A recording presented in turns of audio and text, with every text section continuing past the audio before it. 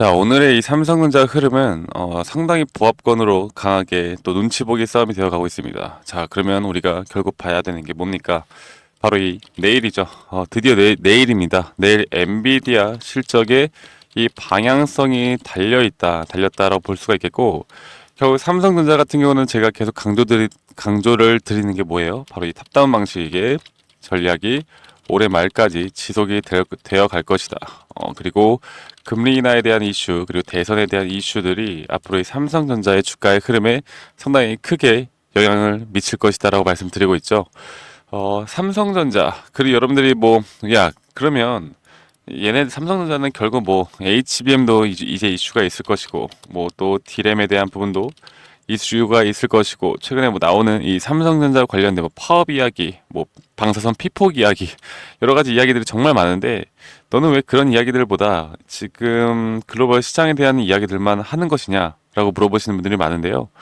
제가 강조를 드리고 있는 게 바로 삼성전자가 엔비디아 퀄 인증을 받던 이게 수요를 맞춰서 앞으로 이 블랙엘에 뭐 투입이 된다라고 하던, 사실 이 블랙엘에 11월 인증을 받고 블랙엘에 바로 투입이 안 될 것이다라는 의견들이 많아요. 그런데도 불구하고 삼성전자는 이 HBM에 대한 이슈만큼은 또 중국에서 공급을 상당히 많이 해 줄 수 있을 거다 생각하고 있기 때문에 걱정은 안 되지만, 이런 것들보다 현재 글로벌 시장이 상승을 해주고 결국 여기에 대한 섹터의 흐름이 살아날 때 다시 한번 삼전이나 SK하이닉스는 살아날 수밖에 없다라는 걸 여러분들이 아셔야 합니다.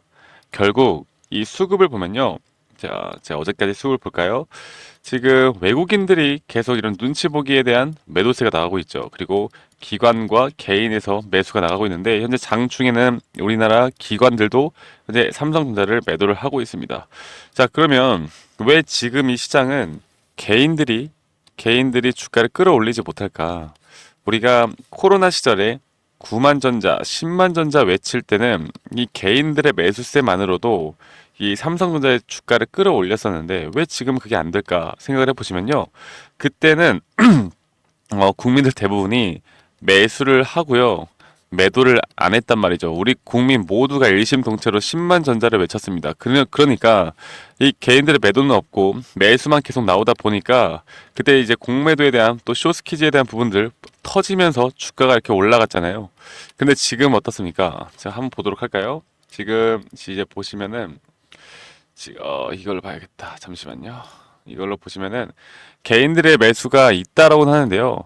매수가 20만 주, 40만 주, 10만 주, 15만 주 정도가 나와요. 근데 이 매도세도 이 매수세와 거의 비슷한 물량이 나온다라는 건, 현재 개인들의 매수와 매도가 그렇게 큰 차이가, 이 물량에 대한 큰 차이가 없다라는 겁니다. 이렇게 큰 차이가 없을 때, 그리고 특히나 이렇게 거래량이 줄어들었을 때, 그러면 외국인들은 소량의 매도 압박만, 아주 돈을 크게 쓰지 않아도 돼. 그냥 조금만 매도 압박을 줘도 주가가 충분히 내려가는데 쉽게 만들 수 있다는 거죠. 이렇게 시총이 큰 기업도 결국에 지금 투자 심리가 좀 위축이 되어 가고 있기 때문에, 이 매도세를 조금만 줘도 주가가 내려간다라는 거, 그런 점을 이용을 하는 겁니다. 자, 그러면 내일부터 과연 주가가 어떻게 될까 좀 생각을 해 보셔야 되는데, 저는 개인적으로 이 엔비디아 실적, 그리고 실적 발표 이후에, 그리고 금리 인하 전까지 단기 고점이 형성이 되어 갈 수 있다라고 말씀을 드렸어요. 제가 뉴스를 보면서 차근차근 하나씩 좀 여러분들께 말씀을 드리면서 설명해 드리도록 하겠습니다. 자, 어저께 같은 경우 뉴욕 증시가 다우존스가 또 0.2% 상승 마감을 해서 역대 최고치를 또 경신을 했어요. 그런데 나스닥 같은 경우는 약 1% 정도 하락을 했는데, 그 이유가 뭘까요? 자, 결국 금리 인하가 이제 이슈가 있잖아요. 그리고 파월 의장이 최근에 그 연설에서 9월 금리 인하에 대한 기대감을 확실하게 불어줬단 말이죠. 그래서 여기에 대한 노동시장이나 지금 고용 지표가 보면서 앞으로 금리 인하를 얼마나 할지에 주목이 되어 가고 있는 부분들은 분명히 있는데, 이 금리 인하가 되면은 가장 수혜를 받는 게 바로 이 성장주 중심으로 수혜를 받습니다. 그래서 이런 다우존스에 속해 있는 기업들, 그리고 러셀 지수와 같은 이런 지수의 부분들이 상승이 나오고 있는 거고, 이 금리 인하를 한다라고 하면 처음에는, 그리고 단기 조정이 나올 수가 있기 때문에, 이런 빅스텝들은 그렇게까지 큰 요동을 치는 모습들이 아니에요. 그리고 현재 말씀드렸던 것처럼 최근에 우리나라 시장뿐만 아니라 글로벌 시장을 이끌었던 엔비디아에 대한 실적이 이제 코앞으로 다가왔기 때문에 오늘 이제 내일 새벽입니다. 내일 새벽, 내일 오전에 미장 마감 후에 이게 나오거든요. 매출이 그리고 영업이익이. 그래서 이런 부분들에 대한 좀 눈치 보기가 되어 갔다. 굳이 지금 도박을 할 필요가 없다라는 거죠. 근데 엔비디아 같은 경우는 이제 기대감이 좀 살아나긴 했습니다. 다시 한번 1.46% 상승하는 모습을 보여주었고 시외에서 살짝 빠지긴 했는데 그래도 상승이 나왔고, 그리고 엔비디아 같은 경우는 이제 실적 발표가 곧 발표가 되고 신제품 연기 여부에 좀 증시가 또 촉각을 주고 있거든요. 그게 무슨 말이냐면 지금 인공지능 강세장의 선두에서 엔비디아의 실적 발표가 코앞으로 다가오면서 시장도 한층 숨죽이고 있다. 그래서 이 강세장을 떠받쳐온 실적 성장세가 이번에도 이어질지 주시하는 모습이긴 한데, 자, 이런 것들을 볼 때 앞으로 이 매출 전망치가 더 얼마나 나오는지가 정말 중요할 것 같습니다. 적당히 상승을 하면은 그렇게 좋을 것 같지는 않고요.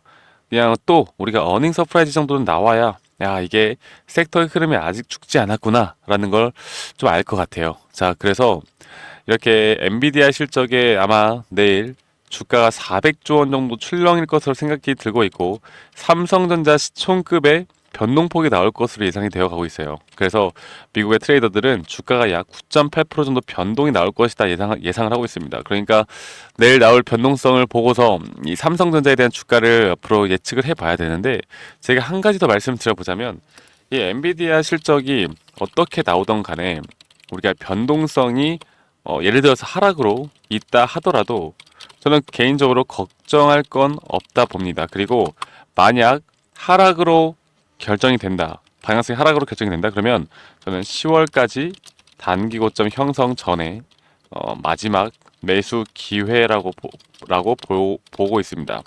네. 왜냐면 결국에 이렇게 하락을 하더라도요, 삼성전자나 우리 또 SK하이닉스도 마찬가지입니다. SK하이닉스도 마찬가지고 2분기나 3분기 현재 삼성전자에 대한 매출은 예상치가 상당히 명확하게 나와 있단 말이죠. 그렇다라는 건 저평가가 상당히 되어 있기 때문에 지금 글로벌 증시에 못 따라가고 있기 때문에 오히려 글로벌 증시가 한 번 더 좀 떨어지거나 좀 하회하는 모습을 보여주면 오히려 삼성전자는 금리 인하 전에 더 큰 상승을 기대해 볼 수도 있다고 생각해요. 제가 이걸 또 한 번 더 말씀을 드려보자면, 자, 금리 인하가 되면은 막 주가가 더 올라갈 것 같잖아요. 그런데 2000년대에도 6.5%에서 1.25, 이렇게 봐야겠다. 1.25%까지 떨어졌고, 2006년도에도 5.25에서 0.25, 그리고 2018년도에도 2.5에서 0%대로 떨어진 적이 있는데, 이때 다우존스 나스닥이 어떻게 되느냐? 금리 인하가 시작이 되면 지수가 빠지고요. 이때도 마찬가지입니다. 급락을 했습니다. 급락. 그리고 이때도 이렇게 서서히 좀 지수가 안 좋게 나오고 있죠. 그 이유가 뭘까요? 여러분들이 일반적으로 생각을 하시는 게 금리 인하를 하면 주가가 올라가야 되는 거 아닌가라는 생각을 하실 텐데, 금리 인하를 하게 되면요, 금리 인하가 어느 정도 한 2%대로 안정권에 들어설 때 그때부터 자산 시장이 상승을 한다.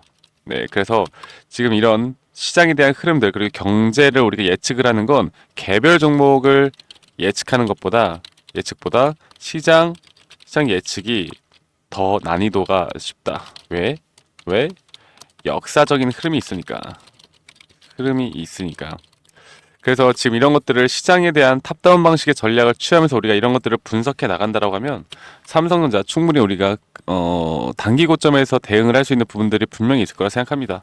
아시겠죠? 그래서 제가 박프로가 앞으로 저희 구독자분들에게 이런 단기 고점에서 무조건 분할 매도 관점을 말씀을 드릴 거고, 이런 고점 형성에 있어서 여러분들이 꼭 대응을 해야 되는 이런 타점 그리고 시황 브리핑 제가 도움을 드릴 거니까요. 아직까지 구독 안 해주시는 분들은 구독 한 번씩만 눌러주시고 010-2011-9671로 저에게 삼성이라고 문자 한 통 주시면 되시겠고, 내일 있을 변동성 좀 같이 대응해 보시기 위해서 제가 누구보다 빠르게 여러분들에게 정보 전달해 드리도록 하겠습니다. 제가 오늘은 아마 새벽을 날을 새야 될 것 같아요. 잠을 못 잘 것 같은데, 그래서 여러분들 구독, 좋아요는 필수로 한 번씩만 눌러주시고, 제가 여러분들께 한 가지 더 좀 말씀을 드리고 싶은 게 이런 거예요. 지금 삼성전자 제 구독자분들이 가끔 그런 말씀들을 하시더라고요. 자, 그러면 단기 고점이라는 게 저는 그럼 9만 원까지 봅니다. 아니면 어떤 분들은 저는 한 8만 원, 8만 5천 원까지 보는데 저는 10만 원까지 갈 것 같아요. 이렇게 목표가를 정해두고 여기에서 매도를 하겠다 이런 말씀들을 많이 하세요. 그런데 이렇게 하는 건 정말 위험한 발상입니다. 이렇게 하면 대부분이 투자 실패를 한다는 걸 여러분들이 아셔야 되는데 그 이유가 뭐냐면 저희는 이 목표가를 뭐 구간을 정할 수는 있겠지만 목표가를 정확하게 예측한다는 건 점쟁이들이나 하는 거고요. 우리는 사실 점쟁이들도 못하죠. 어떻게 알아요? 우리 이런 것도 예측하는 게 아니라 우리가 해야 될 건 바로 이 고점 신호를 파악하는 거다. 고점 신호. 고점 신호는 물론 수급의 주체가 누가 들어오고 누가 빠져나가느냐, 시장 상황을 봐야 되고요. 그리고 거래량, 거래대금 여러 가지를 우리가 판단을 하면서 이 고점 신호를 파악하고 여기에서 단기적으로 타점에 대한 매도가 나가야 합니다. 그리고 나서 금리 인하 이슈가 있고 대선 이슈 분명 지수는 한 번 빠질 거예요. 그리고 나서 다시 한번 우리가 그 다음 스텝을 준비를 해야 되는 그런 기간을 그리고 이렇게 예수금을 확보해 나가면서 다시 한번 또 복리로 수익을 쌓아 나가는 전략을 취해야 된다.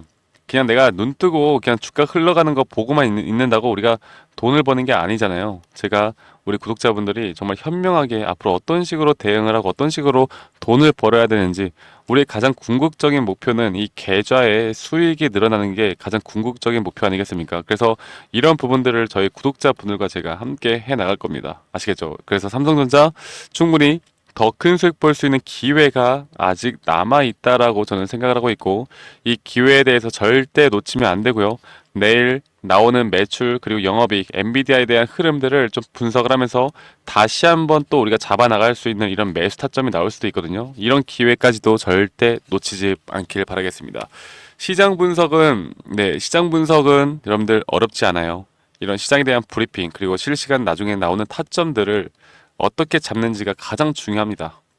아시겠죠? 그래서 저희 구독자분들과 한 분 한 분 빠짐없이 제가 여러분들과 함께 나가고 있고요. 여러분들 구독, 좋아요는 필수로 한 번씩 눌러주시는 거 잊지 마시고 이렇게 그냥 지지부진하게 흘러간다고 절대 불안해하지 마시고 앞으로 더 크게 상승할 수 있는 부분들 분명히 있으니까 여러분들 걱정은 나중에 하시길 바라겠습니다.